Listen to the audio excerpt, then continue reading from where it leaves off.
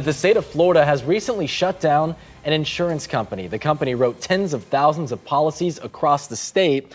Of course, those policies are there to protect people in the event of a storm. Well, now all of those policyholders are left scrambling to find new providers as that storm brews in the Gulf. Investigator Lewis Bolden is following this one for us, and Lewis, time is running out for them. And Ginger, scrambling is a good word. Those policyholders have just over 2 weeks to find new insurance before their policies lapse. Florida Specialty Insurance offered property insurance for homeowners and renters as well as mobile homes. But state regulators say the company's financial records violated state law, and some consumers say they are bearing the brunt. I know, like most Americans, I'm one paycheck away from disaster and ruin. Claudia Zuko has owned her Kissimmee home for 30 years and never had a problem with insurance until now. And this is the biggest, financial commitment anybody's going to make in their life, and we deserve better answers. Zuko is like 90,000 other Floridians who in early October were sent this notice that Florida Specialty Insurance Company, also known as FSIC, was ordered liquidated and your coverage will be canceled on November 1st. And what was your initial reaction when you got that? Panic, pure unadulterated panic. According to court records, the company was in an unsound financial condition. They had roughly $44 million in assets, but $45 million in liabilities. Their surplus fell below the $10 million minimum required by law.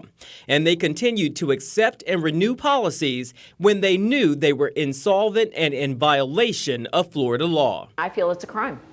I feel it's a type of insurance scheme, a Ponzi scheme, if you will. We rely on these companies to be strong, to be the rocks that we rest upon so that when disaster strikes, people are protected and they don't lose everything. Attorney Stephen Kramer says there could be some unintended consequences. There are going to be some people that as a result of getting this insurance canceled, they're actually going to wind up in default under their mortgage, and they're going to potentially wind up in foreclosure. That is what Zuko fears. She says her mortgage company recently paid FSIC the annual premium of $1,800. She says she's got no indication from FSIC that money will be refunded, and now she owes it back to the mortgage company. Money she says she doesn't have. My mortgage company could foreclose, since I'm $1,800 in the arrears. Every time I call them, the first thing I hear is, this is an attempt to collect a debt.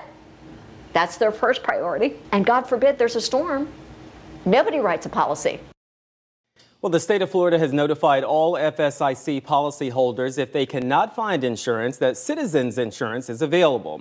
Now, you might realize Citizens was established by the state in 2002. Zuko says she considered Citizens, but says it was 3 times as expensive as what she had. So you definitely want to check around. You just feel for her. Yeah. And we've all had issues, and it just happens. And she said, God forbid, nobody wants to write a policy for her right now. You can't get someone to write a policy when a storm is lingering out there. That's right. For most companies, it's between 2 to 5 days from the time that a storm is supposed to hit. So that's why it's so important for anyone who needs coverage and has not gotten it yet to move quickly, because if a storm is approaching, companies will stop writing policies, and you definitely don't want to be in that situation. Absolutely not. Lewis Bolden, thank you for that. Great reporting. Thank you, Lewis.